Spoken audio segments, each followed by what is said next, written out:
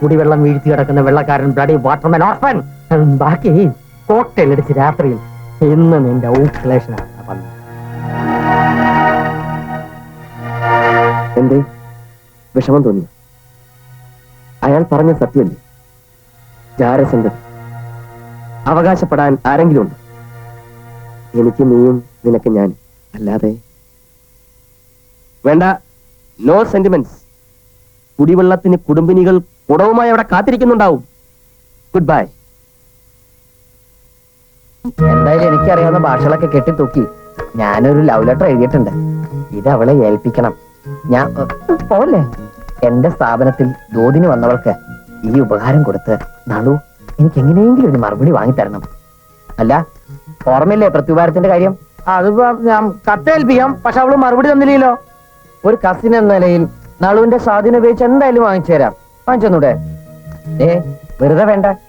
അധ്വാനിച്ച് സമ്പാദിക്കുന്ന ഒരു കാമുകൻ എന്ന നിലയ്ക്ക് പാരിതോഷികമായി ഞാനത് ഒരക്ഷരത്തിന് 10 രൂപ വെച്ച് തരാം. ഒരു അക്ഷരത്തിന് 10 രൂപയോ? ആ, അധിക അക്ഷരങ്ങളൊന്നും എനിക്ക് വേണ്ട.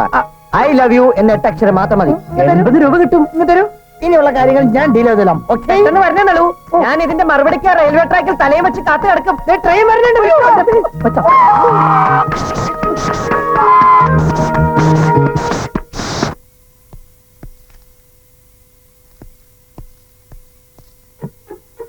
വേണ്ട. ഒരു പക്ഷെ എന്നെ പ്രേമിക്കുന്ന 3-ൽ-1 ഇവൾ തന്നെയാണെങ്കിലോ? എത്രയും പെട്ടെന്ന് ഒരു ശത്രുവായി കണ്ട അവൻ അകറ്റിയേ പറ്റൂ. ഇത് വെച്ചൊരു കളി കളിച്ചാലോ? ഹായ് രാധു. ഇതാര്? നല്ലേട്ടനോ? എന്താ? ഒരു ഹെൽപ്പ് വേണമായിരുന്നു. പറഞ്ഞോളൂ. ഒരു കഷ്ണം പേപ്പറിൽ ഹിന്ദിയിലൊന്ന് എഴുതി തരോ? എന്തോന്ന്? ഇത് വായിക്കുന്നവൻ തന്തയില്ലാത്തവനാണെന്ന് ഹിന്ദിയിൽ ഒരു കുറിപ്പ്.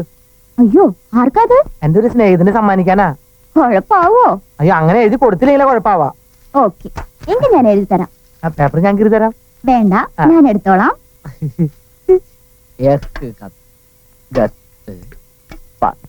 पटने वाला हरामी है. ये कत पटने वाला हरामी है. എന്താണ് മലയാള അർത്ഥം? മലയാള അർത്ഥം എന്താന്ന് എനിക്കും വലിയ പിടികിട്ടിയില്ല. പക്ഷെ നമ്രമുഖിയായി നഖം കടിച്ച് നാണത്തോടെയാണ് അവളിത് എഴുതിയത്.